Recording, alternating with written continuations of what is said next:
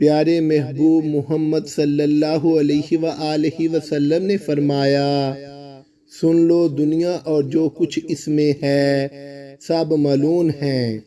ہاں البتہ اللہ کا ذکر، اللہ کے پسندیدہ اعمال اور عالم و متعلم اس سے مستثنی ہیں۔ نبی کریم صلی اللہ علیہ وآلہ وسلم نے ارشاد فرمایا، دو بھوکے بھیڑیے جنہیں بکریوں کے ریور میں چھوڑا جائے تو وہ ان کے لیے اتنا نقصان دہ نہیں جتنی آدمی کے مال و جاہ کی حرص اس کے دین کے لیے نقصان دہ ہے۔ فرمان مصطفیٰ صلی اللہ علیہ وآلہ وسلم، جو شخص ان 12 سنتوں کا اہتمام کرتا ہے اس کے لیے اللہ جنت میں گھر بنا دیتا ہے۔ فجر سے پہلے 2 رکعت،